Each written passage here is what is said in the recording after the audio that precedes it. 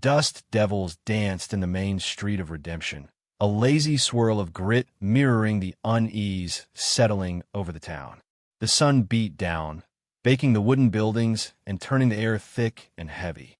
Then he appeared, a lone rider, silhouetted against the shimmering horizon, approached at a steady, unhurried pace. As he drew closer, the townsfolk recognized him, their blood turning to ice. Red Barlow. The name alone was enough to send shivers down the spines of even the bravest men.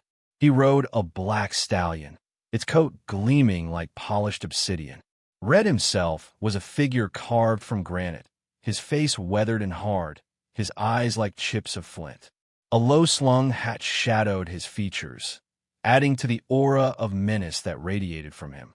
He wore a simple, dark duster, and 2 revolvers hung low on his hips, promising swift and deadly action. The silence was absolute. The only sound was the rhythmic thud of the stallion's hooves on the dusty ground, each beat a hammer blow against the fragile peace of Redemption. As Red reined in his horse in front of the saloon, every eye in town was fixed on him, fear and morbid curiosity battling for dominance. He was here, and everyone knew, with chilling certainty, that nothing would ever be the same. Red dismounted, the jingle of his spurs cutting through the silence. He moved with a deliberate grace, each step measured and purposeful. His gaze swept across the gathered townsfolk, lingering for a moment on Mayor Johnson, a portly man whose face was now the color of ash. "Mayor," Red's voice was low and gravelly, but it carried clearly in the still air. "I have a proposition for you." He paused, letting the weight of his words sink in. "For the next hour, this town is mine. No one enters, no one leaves. Understand?" A collective gasp rippled through the crowd. Mayor Johnson stammered, "Red? Barlow, what do you want?" Red's lips curled into a thin smile. "I want what's mine, and if you cooperate, no one gets hurt. But if you try to stop me..." He let the threat hang in the air, unspoken but unmistakable. "An hour," Red continued, his eyes fixed on the mayor. "That's all I need. Give me what I came for, and I'll ride out of here and never return. Refuse, and this town will learn what it truly means to be called Redemption." He waited, the silence stretching taut as a bowstring.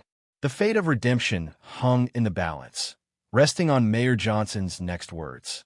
Panic began to bloom in Redemption like a poisonous flower. The townsfolk huddled together, their faces etched with fear. What did Red Barlow want? Was it money? Land? Revenge? Whispers snaked through the crowd, each speculation more terrifying than the last. "What do you think he's after, Martha?" a nervous man asked his wife, clutching her hand tightly.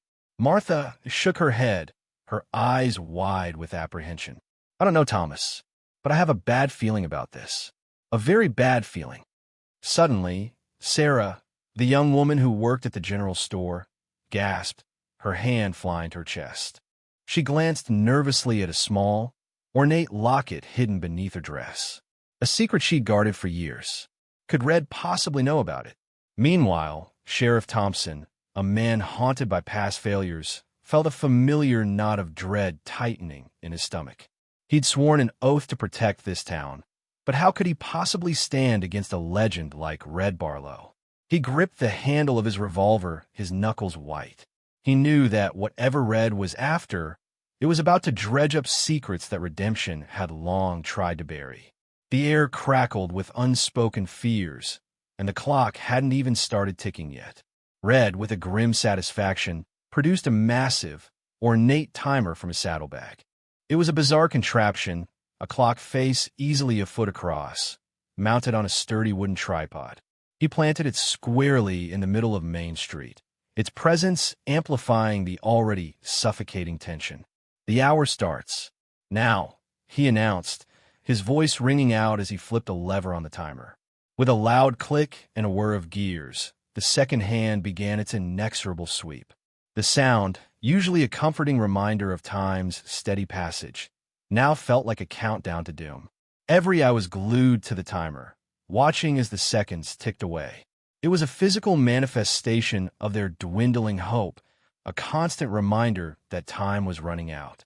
The air grew thick with anticipation, each tick of the clock a hammer blow against their nerves. Mayor Johnson, sweating profusely, wrung his hands. Sheriff Thompson stood rigid, his gaze fixed on Red, trying to anticipate his next move. Sarah clutched the locket tighter, her heart pounding in her chest. The hourglass of redemption had been turned, and the sands of fate were rapidly running out. The hour had begun. Sarah ducked into the shadows of the general store, her heart hammering against her ribs. She pressed herself against the cool wooden shelves, trying to calm her racing thoughts. The locket felt heavy against her skin, a brand marking her as a target. It wasn't just a piece of jewelry. It was a key to a past she desperately tried to outrun. A past that connected her to a wealthy family she'd never known. A family whose fortune had been stolen years ago. She'd always feared someone would come looking for it, but she never imagined it would be someone like Red Barlow. She peeked through a crack in the boarded-up window, watching Red as he surveyed the town. His gaze was intense, calculating, as if he were dissecting every building, every person. She shivered, feeling exposed and vulnerable. What did he know? How did he know? The questions swirled in her mind, fueling her panic. She had to protect the locket, not just for herself, but for the truth it held. A truth that could shatter the fragile peace of redemption forever. She knew, with a sinking feeling, that her carefully constructed life was about to crumble around her. The hour had just begun, and she was already running out of time. Sheriff Thompson stood his ground, but his face betrayed his inner turmoil. He watched Red, a whirlwind of conflicting emotions raging within him.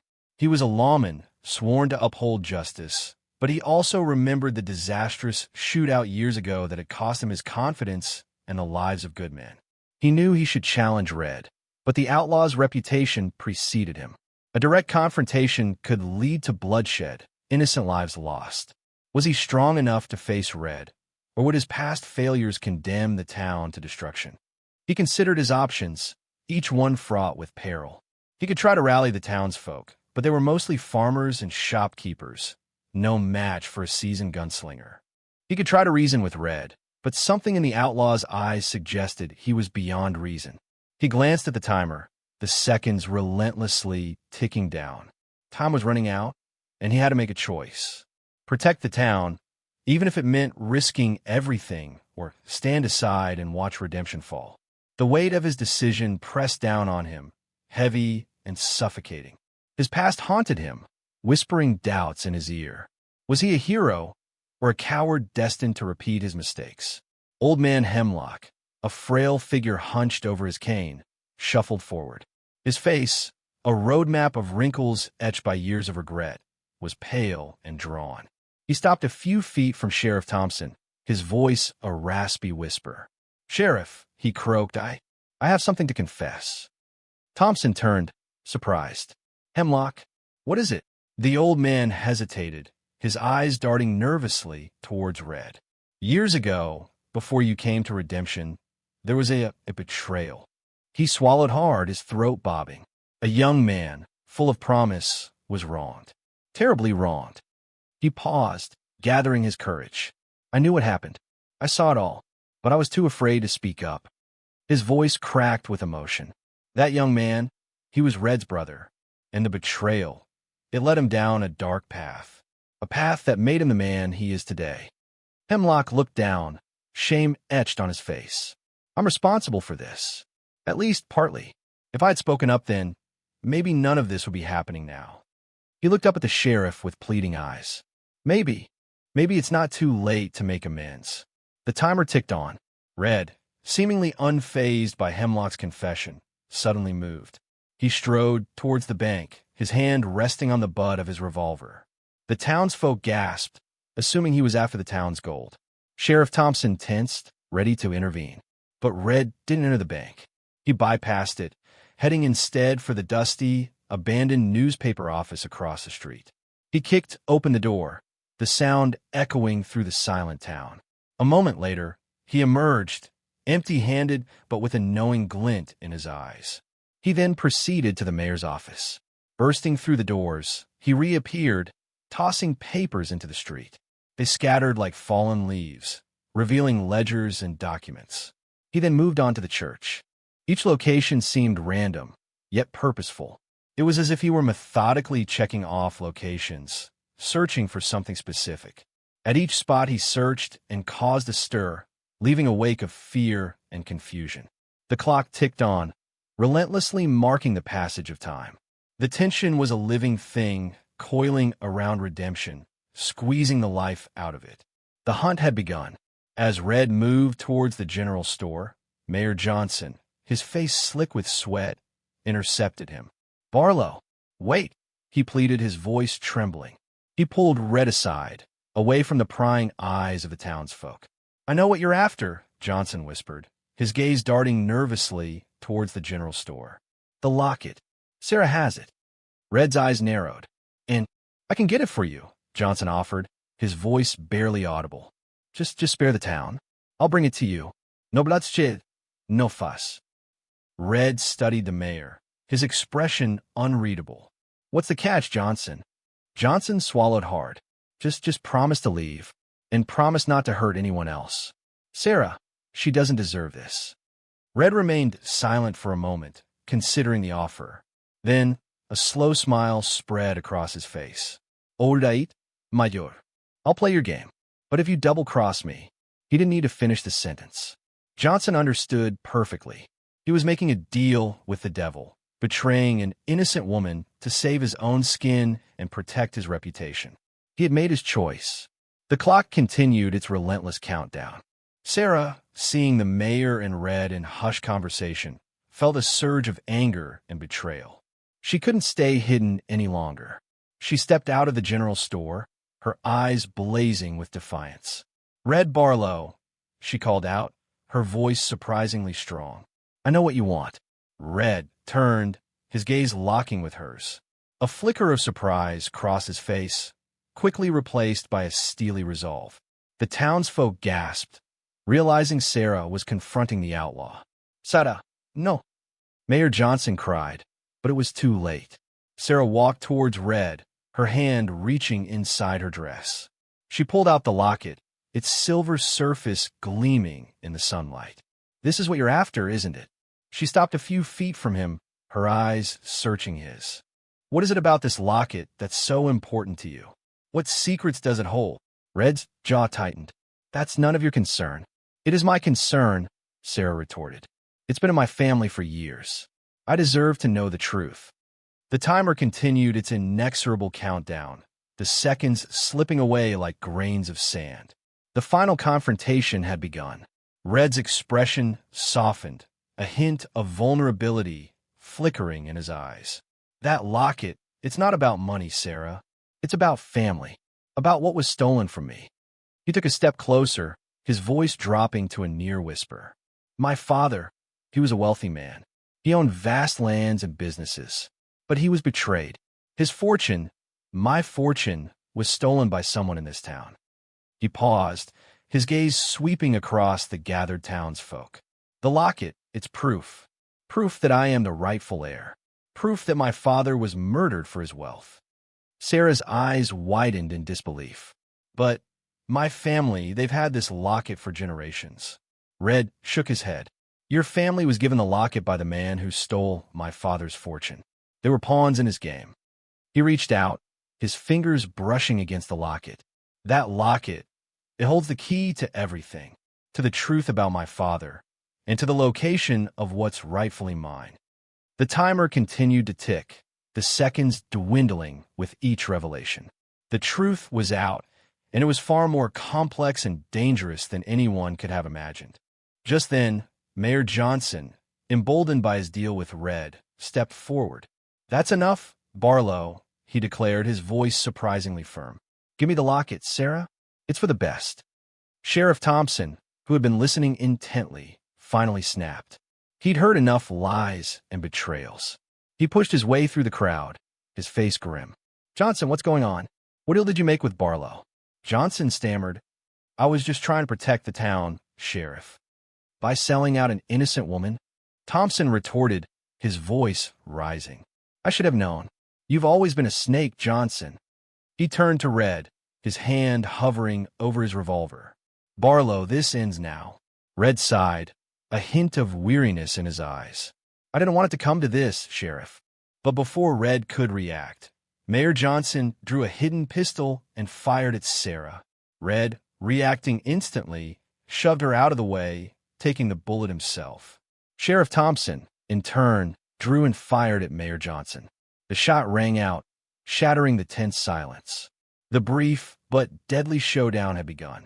The timer ticked. Chaos erupted. Townsfolk screamed and scattered, diving for cover as Sheriff Thompson and Red Barlow faced off. Johnson lay motionless on the ground. Red, clutching his wounded side, staggered back. Thompson, his face a mask of grim determination, advanced on Red. "It's over, Barlow. Your hour is almost up." Red, despite his pain, drew his revolvers. "It's never over, Sheriff. Not until I get what's mine." A flurry of bullets tore through the air. Thompson, drawing on reserves of courage he didn't know he possessed, stood his ground. He returned fire, his shots precise and deadly. Red, weakened by his wound, fought fiercely, but Thompson's resolve proved too strong. With a final desperate shot, Thompson struck Red in the shoulder. Red stumbled, his guns falling from his grasp. He stood there for a moment, swaying, then collapsed to the ground. The gunfight was over. Silence descended once more, broken only by the ticking of the timer, now nearing its final seconds. Redemption held its breath. The hour was almost up. What would happen next? What would be the cost of this bloody hour? With a final click, the timer stopped. The hour was over. Red, despite his wounds, slowly pushed himself to a sitting position. He looked around at the carnage, at the fallen mayor, at the stunned faces of the townsfolk. He had exposed their secrets, revealed the truth about his past, and, even wounded, secured the locket from Sarah's hand before collapsing. He met Sarah's gaze, a flicker of understanding passing between them. He never intended for anyone to get hurt. He only wanted what was rightfully his. Sheriff Thompson approached cautiously, his gun still drawn. "Get up, Barlow. It's over." Red ignored him. He reached into his coat pocket and pulled out a crumpled piece of paper. He unfolded it and studied it for a moment, a faint smile playing on his lips. It was a map, the key to his stolen inheritance. He rose to his feet, swaying slightly, but his eyes were filled with a newfound determination. "My hour may be up, Sheriff," he said, his voice surprisingly strong. "But my journey has just begun." He started to walk towards his horse. He had what he needed. Redemption was in his wake. He was ready to leave this town forever. He mounted his black stallion, his silhouette stark against the setting sun. He looked back at Redemption one last time, a town scarred by his presence, a town forever changed. With a final nod, he turned his horse and rode out of town, leaving behind a whirlwind of dust and shattered illusions. The townsfolk watched him go, their faces a mixture of fear, relief, and uncertainty. The power dynamics had shifted irrevocably. Mayor Johnson was dead, his secrets buried with him. Sheriff Thompson, now a true hero in their eyes, stood tall, ready to lead them forward. Old Man Hemlock wept openly, finally free from the burden of his guilt. Sarah clutched her chest, the weight of the locket gone, replaced by a newfound understanding of her family's past. Redemption would never be the same. The secrets that had festered beneath the surface had been exposed. The lies that had held them captive had been shattered. The town was broken, but perhaps, just perhaps, it could be rebuilt, stronger and more honest than before. The dust settled, revealing a town forever marked by the events of that single, fateful hour. Sheriff Thompson stood in the middle of Main Street, surveying the scene. The dust was settling, but the air still crackled with tension. He knew the road ahead would be long and difficult. He looked at the faces of the townsfolk, their eyes filled with a mixture of hope and fear. They had been through a trial by fire, and they had emerged scarred but not broken. He had a new deputy sworn in before sundown, a young man eager to learn. "We have a lot of work to do," he said, his voice strong and clear. "We need to rebuild this town, not just the buildings, but the trust that has been shattered." He knew it wouldn't be easy. There would be disagreements and setbacks. But he was determined to lead them forward, to create a community where justice and honesty prevailed. He turned to Sarah, offering her a small, sad smile. Redemption has a chance to truly live up to its name, he said, but it's up to us to make it happen. He looked out at the horizon towards the setting sun. The path ahead was uncertain, but for the first time in a long time, Sheriff Thompson felt a sense of hope. Redemption had been given a second chance. It was time to earn it. The future was uncertain, but it was theirs to shape.